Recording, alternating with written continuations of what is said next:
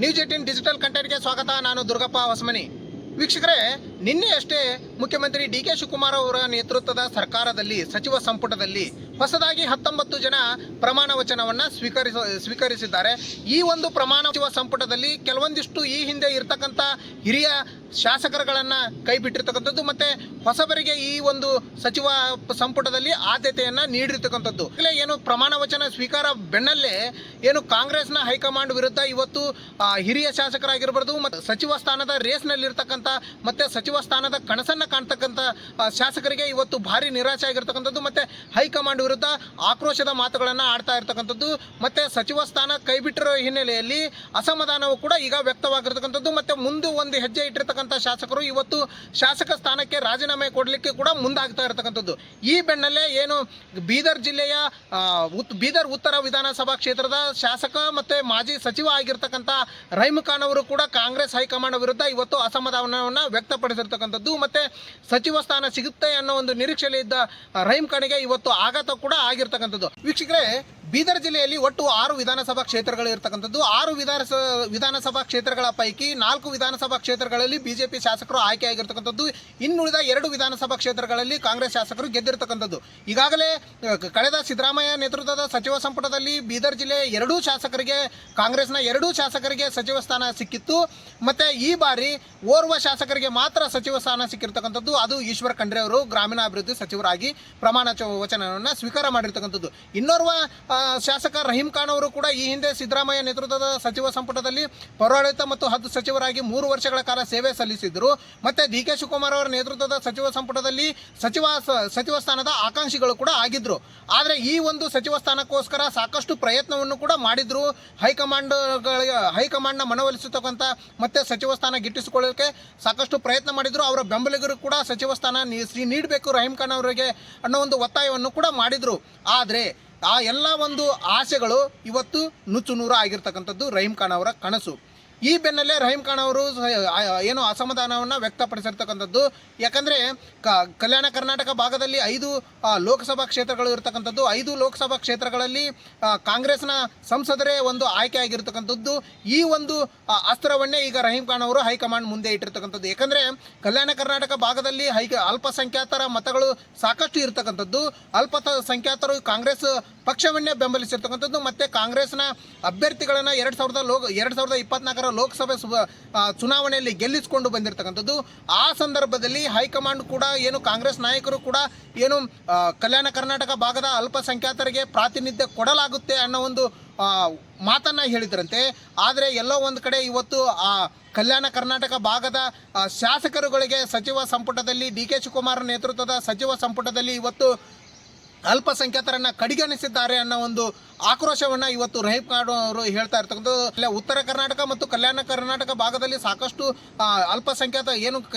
ಅಲ್ಪಸಂಖ್ಯಾತ ಶಾಸಕರು ಇದ್ದರೂ ಕೂಡ ಏನು ಇಲ್ಲಿ ಈ ಭಾಗದ ಒಂದು ಅಲ್ಪಸಂಖ್ಯಾತ ಶಾಸಕರನ್ನು ಕಾಂಗ್ರೆಸ್ ಹೈಕಮಾಂಡ್ ಕಡೆಗಣಿಸಿರ್ತಕ್ಕಂಥದ್ದು. ಏನು ಹಳೆ ಮೈಸೂರು ಭಾಗದ ಮತ್ತು ದಕ್ಷಿಣ ಕನ್ನಡ ಜಿಲ್ಲೆಯ ಏನು ಶಾಸಕರು ಅಲ್ಪಸಂಖ್ಯಾತ ಶಾಸಕರುಗಳಿಗೆ ಈ ಬಾರಿ ಏನು ಕಾಂಗ್ರೆಸ್ ಹೈಕಮಾಂಡ್ ಮಣೆ ಹಾಕಿರ್ತಕ್ಕಂಥದ್ದು. ಇದು ಒಂದು ಕಡೆ ಕಲ್ಯಾಣ ಕರ್ನಾಟಕ ಮತ್ತು ಉತ್ತರ ಕರ್ನಾಟಕ ಭಾಗದ ಅಲ್ಪಸಂಖ್ಯಾತ ಶಾಸಕರುಗಳಿಗೆ ಅಸಮಾಧಾನವನ್ನು ಉಂಟು ಮಾಡಿರ್ತಕ್ಕಂಥದ್ದು. ಮತ್ತು ಅಲ್ಪಸಂಖ್ಯಾತರು ನಾವು ಕಾಂಗ್ರೆಸ್ ಪಕ್ಷಕ್ಕೆ ಬೆಂಬಲಿಸಿದರೂ ಕೂಡ ನಮಗೆ ಈ ಭಾಗದಲ್ಲಿ ಪ್ರಾತಿನಿಧ್ಯ ಕೊಟ್ಟಿಲ್ಲ ಅನ್ನೋ ಒಂದು ಆಕ್ರೋಶದ ನುಡಿಗಳನ್ನು ರಹೀಮ್ ಖಾನ್ ಅವರು ಹೇಳ್ತಾ ಇರ್ತಕ್ಕಂಥದ್ದು. ನನಗಷ್ಟೇ ಅಲ್ಲ, ನನಗಲ್ಲದೆ ಬೇರೆಯವರಿಗೂ ಕೊಟ್ಟಿದ್ರು ಕೂಡ ನನಗೆ ಸಂತೋಷ ಆಗ್ತಿತ್ತು. ಆದರೆ ಈ ಭಾಗದಲ್ಲಿ ಏನು ಜನರಲ್ ಕಮ್ಯುನಿಟಿಯವರಿಗೆ ಸಾಕಷ್ಟು ಪ್ರಾತಿನಿಧ್ಯ ಕೊಟ್ಟಿದ್ದಾರೆ. ಆದರೆ ಏನು ಮೈನಾರಿಟಿ ಕಮ್ಯುನಿಟಿಗೆ ಪ್ರಾತಿನಿಧ್ಯ ಕೊಟ್ಟಿಲ್ಲ. ಹೀಗಾಗಿ ನಮಗೆ ಸಾಕಷ್ಟು ನೋವಾಗಿದೆ ಅನ್ನೋ ಒಂದು ಮಾತನ್ನು ಕೂಡ ರಹೀಮ್ ಖಾನ್ ಅವರು ಹೇಳ್ತಾ ಇರ್ತಕ್ಕಂಥದ್ದು. ಯಾಕಂದರೆ ಈಗಾಗಲೇ 2 ಬಾರಿ ಸಚಿವರಾಗಿ ಸೇವೆ ಸಲ್ಲಿರ್ತಕ್ಕಂಥ ರಹೀಮ್ ಖಾನ್ 3ನೇ ಬಾರಿಯೂ ಕೂಡ ನನಗೆ ಸಚಿವ ಸ್ಥಾನ ಸಿಗುತ್ತೆ ಅನ್ನೋ ಒಂದು ಆಸೆಯಲ್ಲಿದ್ದರು. ಆದರೆ ಆ ಆಸೆ ನೂರಾಗಿರ್ತಕ್ಕಂಥದ್ದು. ಹಾಗಿದ್ರೆ ರಹೀಮ್ ಖಾನ್ ಅವರು ತಮಗೆ ಸಚಿವ ಸ್ಥಾನ ಸಿಗದೇ ಇರೋ ಕಾರಣಕ್ಕೆ ಮತ್ತು ಅಲ್ಪಸಂಖ್ಯಾತರನ್ನ ಕಡೆಗಣಿಸಿರುವ ಬಗ್ಗೆ ಏನು ಹೇಳಿದ್ದಾರೆ ಅನ್ನೋದನ್ನು ಒಂದ್ಸಾರಿ ನೋಡ್ಕೊಂಡು ಬರೋಣ ಬನ್ನಿ. ಇಲ್ಲ, ನನಗೆ ಅಂತ ಇಲ್ಲ, totally Hyderabad Karnataka area, Kalyana Karnataka area ಥಿಕ್ಕೆಸ್ಟ್ population ನಮ್ಮ ಮೈನಾರಿಟಿ ಅವರು ಇದ್ದಾರೆ. ಜೊತೆಗೆ all SC ST backward also ಅವ್ರದ್ದು ನಿರೀಕ್ಷೆ ಇತ್ತು. ಏನಂದ್ರು ಇಲ್ಲಿ ಬೇರೆ ಜನರಲ್ ಕಮ್ಯುನಿಟಿಗೆ ಕೊಟ್ಟಿದ್ದಾರೆ, ಕೊಳ್ಳಿ ಏನಾಕೊಳ್ಳಿ, ಎಷ್ಟಾದರೂ ಕೊಳ್ಳಿ. ಬೀದರ್ ಕೊಟ್ಟಿದ್ದಾರೆ ಜನರಲ್ ಕಮಿಟಿ, ಗುಲ್ಬರ್ಗಾ ಕೊಟ್ಟಿದ್ದಾರೆ, ಬಿಜಾಪುರ ಕೊಟ್ಟಿದ್ದಾರೆ, ಬೆಲ್ಗಾಮ್ ಕೊಟ್ಟಿದ್ದಾರೆ. ಬರೀ ಫೋನ್ನಲ್ಲೇ ದಾವಣಗೆರೆದು ಚೇಂಜ್ ಆಗಿದೆ. ಒಂದು ಫೋನ್ ಮಾಡಿ ಮತ್ತೆ ಲಿಸ್ಟ್ ಬಂದರೂ ಚೇಂಜ್ ಆಗಿದೆ.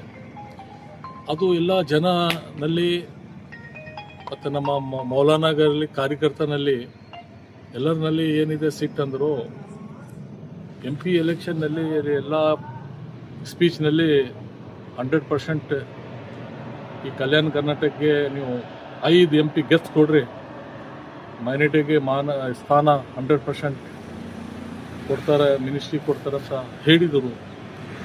ಆದರೂ ಈ ಏರಿಯಾಗೆ ನೆಗ್ಲೆಕ್ಟ್ ಮಾಡಿದ್ದಾರೆ. ಅದ್ರ ಸಲುವಾಗಿ ನಾನು ಹೈಕಮಾಂಡ್ ಜೊತೆಗೆ ಚರ್ಚೆ ಮಾಡ್ತೇನೆ, ಚೀಫ್ ಮಿನಿಸ್ಟರ್ ಜೊತೆಗೆ ಚರ್ಚೆ ಮಾಡ್ತೇನೆ. ಇದೆಲ್ಲ ಸೀರಿಯಸ್ ತೋರಿಸ್ತೇನೆ. ನಮಗೆ ಜನ ಹೊರಗೆ ಬರಲಿಕ್ಕೆ ಕಾರ್ಯಕರ್ತ ಆಗಲಿ, ನಮ್ಮ ಮೌಲಾನಾಸ್ ಆಗಲಿ, ಇಲ್ಲಿ ಮೈನಾರಿಟಿಗೆ ಕನ್ಸಿಡರ್ ಮಾಡಿಲ್ಲ. ಈ ಭಾಗ್ಯ ಒಂದು ಅನ್ನನಲ್ಲಿ ಹೆಂಗೆ ಉಪ್ಪು ಹಾಕ್ತಾರೆ ಆ ಥರನೂ ಕನ್ಸಿಡರ್ ಮಾಡಿಲ್ಲ. ಮೊನ್ನೆ JDS ಅವರು ಮಾತಾಡ್ಲತ್ತಿದ್ರು, ಮಂಜೂಸ್ ಅವರು ಮಾತಾಡ್ಲತ್ತಿದ್ರು, ನೋಡಿ ಮೈನಾರಿಟಿದು ಸ್ಥಾನ ಏನಿದೆ ಇಲ್ಲಿ ಕಲ್ಯಾಣ ಕರ್ನಾಟಕ ಭಾಗನಲ್ಲಿ ಅಂತ ತುಂಬ ನಮಗೆ ಮಾತಾಡ್ಲಿಕ್ಕೆ ಸಮಸ್ಯೆ ಆಗ್ಲತ್ತದೆ. ಅಂದ್ರೆ ಬಾ ಅಂತ ಏನಾದರೂ ಕರಿತಿದ್ದಾರೆ ಸರ್? BJP JDS ಆಫರ್ ಮಾಡ್ತಿದಾರ ನಿಮ್ಗೆ?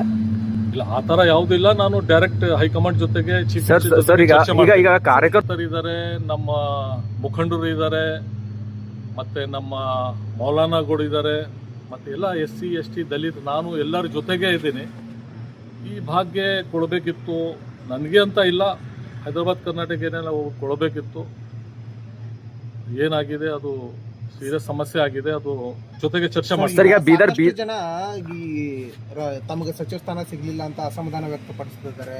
ಜೊತೆಗೆ ಶಾಸಕ ಸ್ಥಾನಕ್ಕೆ ರಾಜೀನಾಮೆ ಕೊಡ್ಲಿಕ್ಕೂ ಮುಂದಾಗ್ತಾ ಇದ್ದಾರೆ ಸರ್. ರಹೀಂ ಖಾನ್ ಅವರ ನಡೆ ಏನು ಸರ್ ಮುಂದೆ?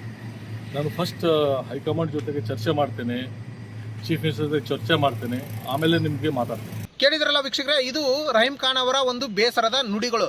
ಈಗಾಗಲೇ ಸಚಿವ ಸ್ಥಾನ ಸಿಕ್ಕಿಲ್ಲ ಅನ್ನೋ ಒಂದು ಕಾರಣಕ್ಕೆ ಸಾಕಷ್ಟು ಜನರು ಏನು ಶಾಸಕ ಸ್ಥಾನಕ್ಕೆ ರಾಜೀನಾಮೆ ಕೊಡಲಿಕ್ಕೆ ಮುಂದಾಗ್ತಾ ಇರ್ತಕ್ಕಂಥದ್ದು.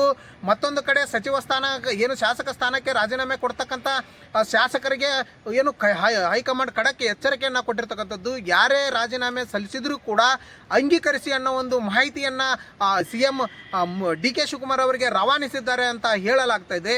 ರಹೀಂ ಖಾನ್ ಅವರು ಕೂಡ ನಾನು ಈ ಬಗ್ಗೆ ನನಗೆ ಸಚಿವ ಸ್ಥಾನ ಸಿಗದೇ ಇರುವ ಬಗ್ಗೆ ಮತ್ತು ಅಲ್ಪಸಂಖ್ಯಾತರನ್ನು, ಈ ಭಾಗದ ಅಲ್ಪಸಂಖ್ಯಾತರನ್ನು ಕಡೆಗಣಿಸಿರುವ ಬಗ್ಗೆ ನಾನು ಹೈಕಮಾಂಡ್ ಜೊತೆ ಚರ್ಚಿಸುತ್ತೇನೆ ಮತ್ತು ಮುಖ್ಯಮಂತ್ರಿಗಳನ್ನು ಭೇಟಿಯಾಗಿ ಮನವರಿಕೆ ಮಾಡ್ತಕ್ಕಂಥ ಕೆಲಸಕ್ಕೂ ಕೂಡ ಮುಂದಾಗ್ತೇನೆ ಮತ್ತು ನನ್ನ ಬೆಂಬಲಿಗರ ಜೊತೆ ಚರ್ಚಿಸಿ ಮುಂದಿನ ನಿರ್ಧಾರವನ್ನು ಕೈಗೊಳ್ತೇನೆ ಅನ್ನೋ ಒಂದು ಸಂದೇಶವನ್ನು ಕಾಂಗ್ರೆಸ್ ಹೈಕಮಾಂಡ್ಗೆ ರಹೀಂ ಖಾನ್ ಅವರು ರವಾನಿಸಿರ್ತಕ್ಕಂಥದ್ದು. ಇಂದಿನ ನಡೆ ಯಾವ ರೀತಿಯಾಗಿ ರಹೀಂ ಖಾನ್ ಅವರದ್ದು ಇರುತ್ತೆ ಅನ್ನೋದೇ ಸದ್ಯದ ಕುತೂಹಲ. ಇದಿಷ್ಟು ಇವತ್ತಿನ ಸ್ಟೋರಿ. ಮತ್ತೊಂದು ಸ್ಟೋರಿಯೊಂದಿಗೆ ಬರ್ತೀನಿ. ಅಲ್ಲಿವರೆಗೂ ನೋಡ್ತಾರೆ ನ್ಯೂಸ್ 18 ಕನ್ನಡ. ಜಾಲ ನಮ್ಮದು, ಬಲ ನಿಮ್ಮದು. ನಿರ್ಭೀತ, ನಿಷ್ಪಕ್ಷಪಾತ, ವಿಶ್ವಾಸಾರ್ಹ ಸುದ್ದಿಗಳಿಗೆ ಮತ್ತೊಂದು ಹೆಸರಾಗಿರೋ ನ್ಯೂಸ್ 18 ಕನ್ನಡ ಈಗ ಆಪ್ನಲ್ಲೂ ಲಭ್ಯ ಇದೆ. ದಯವಿಟ್ಟು ಇಲ್ಲಿರೋ QR ಕೋಡ್ ಅನ್ನ ಸ್ಕ್ಯಾನ್ ಮಾಡಿಕೊಂಡು ಆಪ್ ಡೌನ್ಲೋಡ್ ಮಾಡೋದಕ್ಕೆ ಮರಿಬೇಡಿ. ನಿಮ್ಮ ಬೆಂಬಲ ಹೀಗೆ ಸದಾ ನಮ್ಮೊಂದಿಗಿರಲಿ. ಧನ್ಯವಾದ.